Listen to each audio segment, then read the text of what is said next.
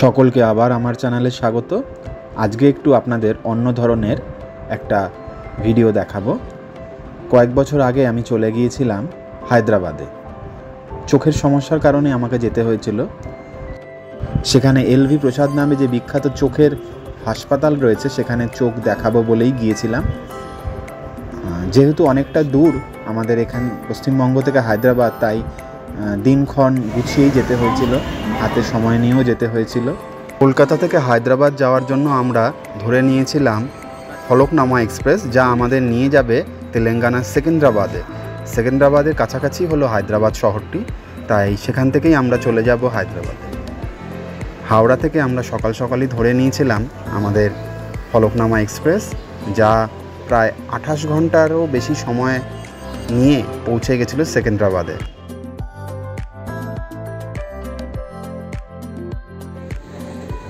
হাওড়া থেকে সেকেন্দ্রাবাদের দূরত্ব হলো 1545 কিলোমিটার।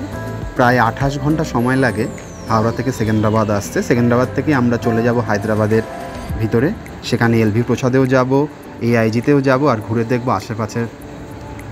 সেখান থেকে আমরা এলভি প্রসাদেও যাব, এআইজিতেই যাব এবং ঘুরে দেখব আশেপাশের বিভিন্ন ট্যুরিস্ট স্পটগুলো। চলুন ঘুরে দেখি হায়দ্রাবাদ। আর আজকের ভিডিওতে বেশিরভাগটাই দেখাবো নেহেরু ন্যাশনাল পার্ক নিয়ে, এটা খুবই সুন্দর, হায়দ্রাবাদ শহরের বাইরে অবস্থিত।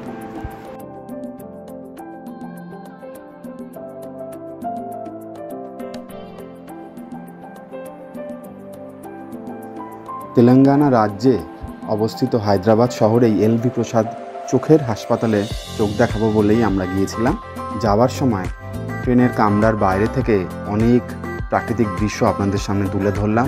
কিছু জলাশয় দেখতে পারবেন, কোথাও আবার আপনি দেখতে পারবেন পাহাড়, টিলা, ছোটোখাটো অনেক পাহাড় আমাদের চোখে পড়েছিল, কিন্তু বাইরে প্রচণ্ড তাপমাত্রা থাকায় বাইরে বেরিয়ে আর ভিডিও তুলতে পারিনি। এসি কামরার কাছে ক্যামেরা নিয়ে গিয়ে এই সমস্ত ছবি তুলেছিলাম। এত টেম্পারেচার ছিল যখন উড়িষ্যার উপর দিয়ে যাচ্ছিল, তাই বাইরে গিয়ে ছবি তোলার সাহস হয়নি। তবে কিছু কিছু স্টেশনে নেমেছিলাম, নেমে ছবি তুলেছি। যেমন ভদ্রকে নেমেছিলাম, কিছু কিছু স্টেশনের নাম পড়তেও পারছিলাম না, তবে দাক্ষিণাত্যে প্রবেশ করছিলাম এটা বুঝতে পারছি। কলকাতা থেকে প্রায় 28 ঘন্টার উপর লেগেছিল আমাদের হায়দ্রাবাদ যেতে, তাই খাবার দাবারও ঠিকঠাক নিয়ে গিয়েছিলাম। ট্রেনটা তো এসি ছিল, তাই কোনো অসুবিধাই হয়নি।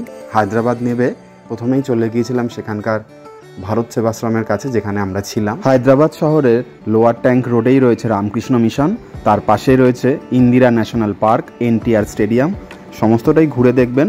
আর লোয়ার ট্যাঙ্ক রোডেই রয়েছে ভারত সেবাশ্রম সংঘ।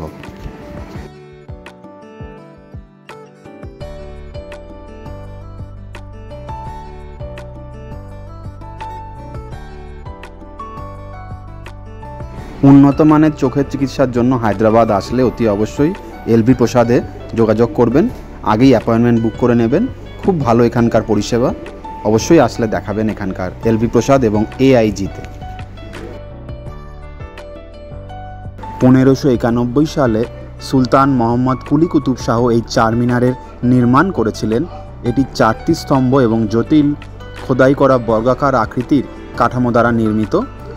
তার স্ত্রী ভাগমতির সম্মানে এটি নির্মিত হয়েছিল। হায়দ্রাবাদ আসলে অতি অবশ্যই চারমিনার ঘুরে দেখবেন। এখানকার দোকানপাটও খুব সুন্দর, সস্তায় অনেক জিনিস কিনতে পারবেন, অবশ্যই দাম দর করে। হায়দ্রাবাদ স্টেশনের খুব কাছেই চারমিনার, বাসে বা অটো করে চলে আসতে পারবেন, মেট্রো ধরেও আসতে পারবেন। তেলেঙ্গানার হায়দ্রাবাদ শহরের সমস্ত মন্দিরগুলোই দাক্ষিণাত্য রীতির অপরূপ শিল্পকলার পরিচয় দেয়, খুব সুন্দর লাগবে। এবার আপনাদের সামনে রয়েছে হুসেন শাহ লেক, যেটি হায়দ্রাবাদ শহরের একদম মাঝখানে অবস্থিত, স্থলভাগ দ্বারা বেষ্টিত। এর চারিদিকে রয়েছে অনেক যাতায়াতের রাস্তা, খুব সুন্দর লাগে রাত্রেবেলা এখানে আবার বোটিংও করা যায়। অবশ্যই ঘুরে দেখবেন এই হুসেন শাহ লেক এবং বোটিং। এরপরে নিয়ে যাচ্ছি আপনাদের সবচেয়ে প্রিয় স্থান গোলকুন্ডা ফোর্ট। চলুন। তেলেঙ্গানা শহরের হায়দ্রাবাদে অবস্থিত এই গোলকুন্ডা ফোর্ট বা দুর্গ তৈরি হয়েছিল কাকাটিয়া শাসন আমলে। দুর্গটি পাহাড়ের শীর্ষভাগে তৈরি হয়েছিল। দুর্গের ভিতরে গ্রানাইট পাথরের তৈরি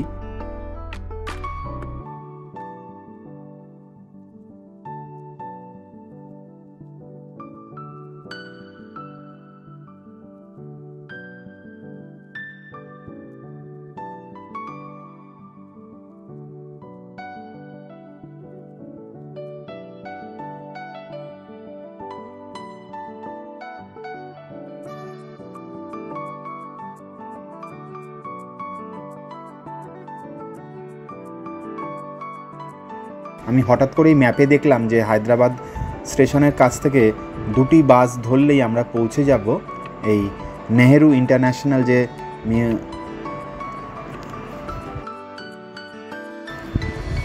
পশু পাখিতে ভরা চিড়িয়াখানা দেখতে সকলের ভালো লাগে। আর হায়দ্রাবাদে গিয়ে আমাদের এরমই একটা সুযোগ হয়েছিল, তাই চলে গিয়েছিলাম। চলুন আজকে ঘুরে দেখি এই চিড়িয়াখানা। খুব সুন্দর লাগবে। হায়দ্রাবাদ শহরের থেকে একটু বাইরে এই চিড়িয়াখানাটি, কিন্তু যেহেতু মালভূমি অঞ্চলের অংশ এই চিড়িয়াখানা, তাই অনেক নতুন নতুন প্রাণী আমরা দেখতে পারবো, যেটা আমাদের কলকাতায় চিড়িয়াখানায় দেখতে পাইনি। আশা করি ভালো লাগবে। চলুন।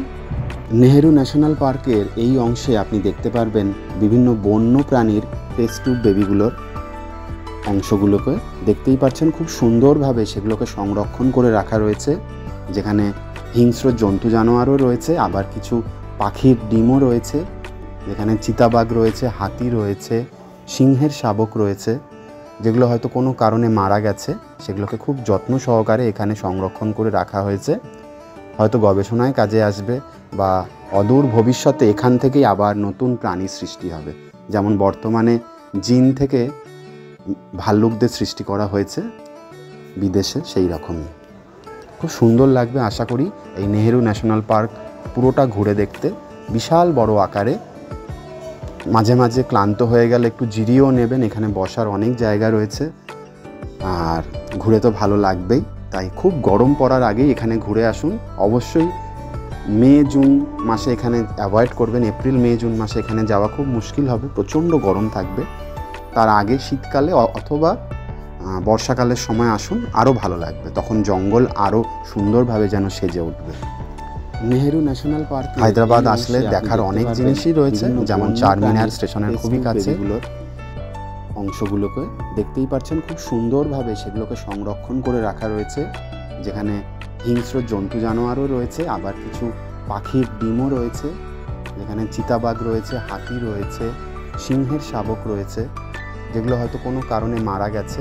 সেগুলোকে খুব যত্ন সহকারে এখানে সংরক্ষণ করে রাখা হয়েছে, হয়তো গবেষণায় কাজে আসবে বা অদূর ভবিষ্যতে এখান থেকেই আবার নতুন প্রাণী সৃষ্টি হবে। যেমন বর্তমানে জিন থেকে ভাল্লুকদের সৃষ্টি করা হয়েছে বিদেশে, সেই রকমই খুব সুন্দর লাগবে। আশা করি এই নেহেরু ন্যাশনাল পার্ক পুরোটা ঘুরে দেখতে। বিশাল বড় আকারে, মাঝে মাঝে ক্লান্ত হয়ে গেলে একটু জিরিয়েও নেবেন, এখানে বসার অনেক জায়গা রয়েছে। আর ঘুরে তো ভালো লাগবেই, তাই খুব গরম পড়ার আগেই এখানে ঘুরে আসুন। অবশ্যই মে জুন মাসে এখানে অ্যাভয়েড করবেন। এপ্রিল মে জুন মাসে এখানে যাওয়া খুব মুশকিল হবে, প্রচণ্ড গরম থাকবে। তার আগে শীতকালে অথবা বর্ষাকালের সময় আসুন, আরও ভালো লাগবে। তখন জঙ্গল আরও সুন্দরভাবে যেন সেজে উঠবে। হায়দ্রাবাদ আসলে দেখার অনেক জিনিসই রয়েছে, যেমন চারমিনার স্টেশনের খুবই কাছে হুসেন শাহ লেক, সেটাও ঘুরে দেখবেন। আপনি এনটিআর স্টেডিয়ামও দেখে আসতে পারেন। হায়দ্রাবাদের অদূরেই রয়েছে গোলকুন্ডা ফোর্ট, সেখানটাও আপনি ঘুরে আসতে পারেন, খুব সুন্দর লাগবে। আমি আমার চ্যানেলে সেখানকার ভিডিও একটা দেব, আশা করি আপনাদের ভালো লাগবে। আর আমার এই ভিডিও যদি ভালো লেগে থাকে অবশ্যই আমার চ্যানেলটি সাবস্ক্রাইব করবেন। আর সময় সুযোগ পেলে হায়দ্রাবাদ আসলে ওইগুলো ঘুরে দেখবেন। যদি চোখের উন্নত চিকিৎসা করতে চান তাহলে অবশ্যই এখানে আসতে পারেন। আর ASGO এখানে রয়েছে, যা ভারতের তথা এশিয়ার সেরা হাসপাতালগুলির মধ্যে একটি।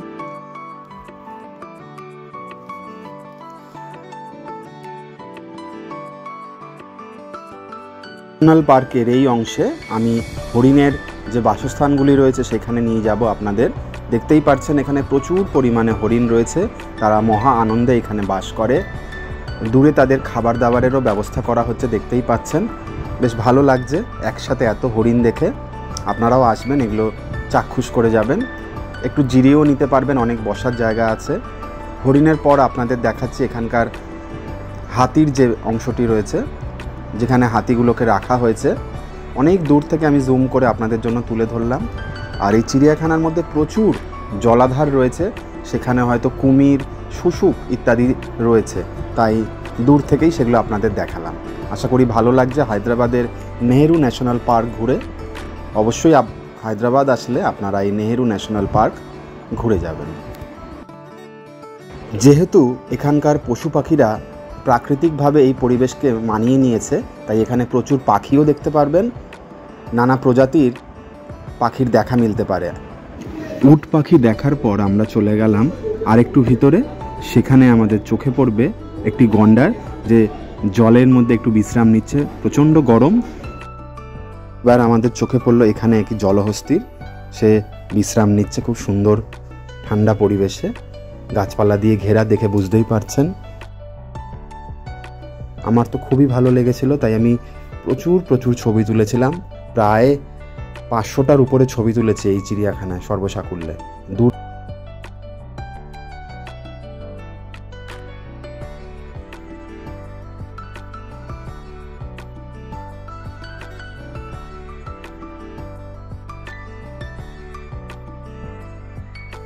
এবার চলে এসেছিলাম বাটারফ্লাই পার্কে, যেখানে প্রজাপতিদের প্রাকৃতিক পরিবেশেই বাসস্থানের সুযোগ করে দেওয়া হয়েছে, বংশবিস্তারের সুযোগ করে দেওয়া হয়েছিল। নানা রঙিন প্রজাপতির এবং বিভিন্ন প্রজাতির এখানে দেখা মিলবে।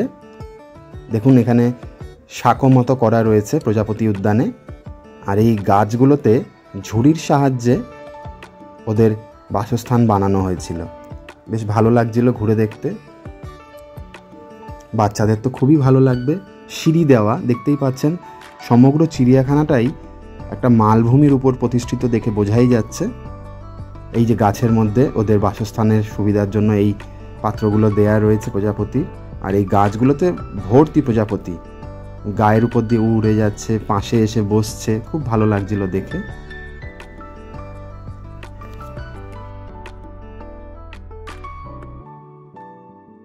এই চিড়িয়াখানায় জীবন্ত পশু পাখির সাথে তো আমরা দেখা করলামই, এবার নিয়ে যাব কিছু টেস্ট টিউব বেবির সাথে, যারা হয়তো জন্মানোর পূর্বে মারা গেছে কিংবা মায়ের গর্ভাবস্থাতেই মারা গেছে। এখানে চিতাবাঘ, হরিণের, বিভিন্ন প্রজাতির স্তন্যপায়ী প্রাণীর, কুমিরের, সরীসৃপদের টেস্ট টিউব বেবিগুলো রয়েছে। এছাড়াও এখানে কিছু প্রাণীর নষ্ট হয়ে যাওয়া ডিমগুলোকেও সংরক্ষণ করে রাখা রয়েছে, নানা গবেষণার কাজে লাগে, হয়তো দেখে ভালোই লাগবে।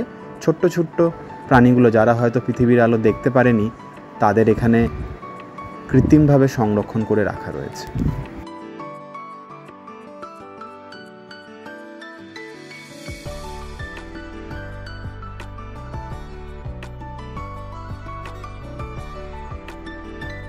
গভীর রাতে নিশাচর প্রাণীদেরও এখানে দেখা মিলবে, বিভিন্ন প্রজাতির পেঁচা, এছাড়াও বাদুড় এবং নানা গভীর রাতের প্রাণীরা এখানে আপনার সামনে ধরা দেবে।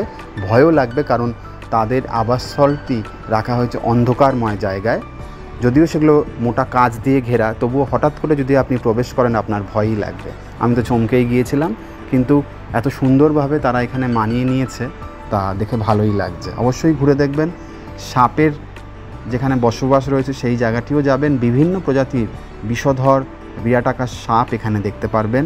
গিরগিটি রয়েছে, মনিটর লিজার্ড রয়েছে, সেগুলো সমস্তটাই আপনার সামনে এত সুন্দরভাবে রয়েছে যে আপনি বিশ্বাস করতে পারবেন না। মানে কলকাতার কোনো চিড়িয়াখানায় তো পাবেনই না, হয়তো আপনি ওড়িশায় গেলে নন্দনকাননে এইভাবে দেখতে পারবেন, আর হায়দ্রাবাদেও দেখতে পেলাম, খুবই ভালো লাগলো।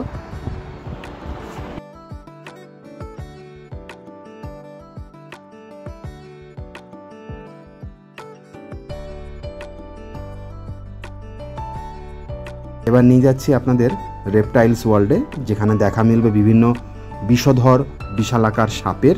এছাড়া ওইখানকে গিরগিটিগুলোকে দেখতে পারবেন, লিজার্ড রয়েছে,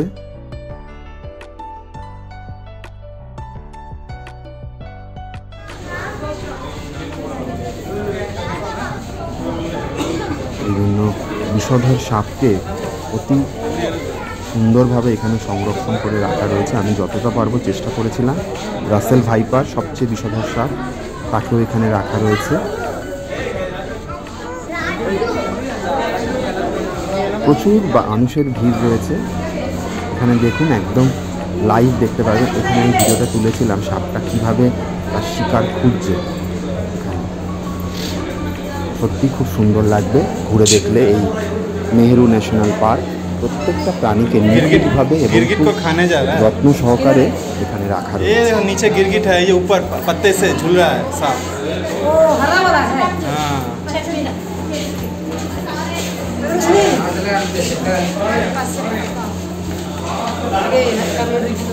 गिरगिट उसको देख रहा है।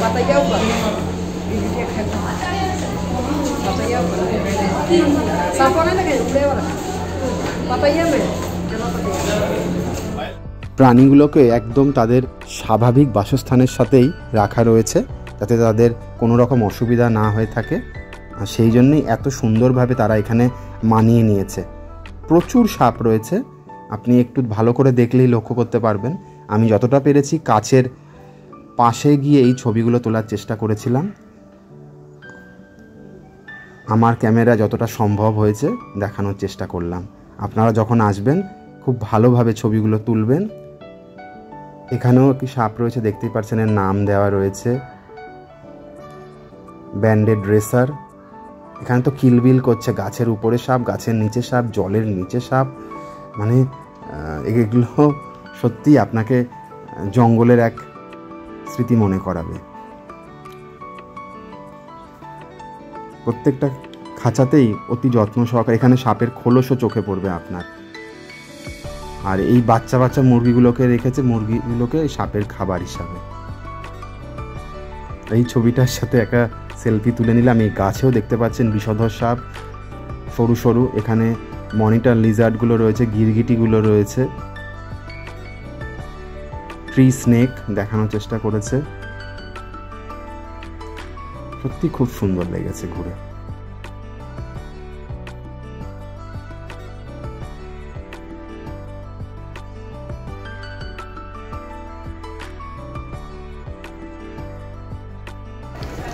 আশা করি আমার এই ভিডিওর মাধ্যমে নেহেরু জুলজিক্যাল পার্ক আপনারা ভালোভাবে দেখতে পারলেন। আর যদি এই ভিডিও ভালো লেগে থাকে অবশ্যই আমার চ্যানেলটি সাবস্ক্রাইব করবেন, লাইক শেয়ার কমেন্টস করে জানাবেন।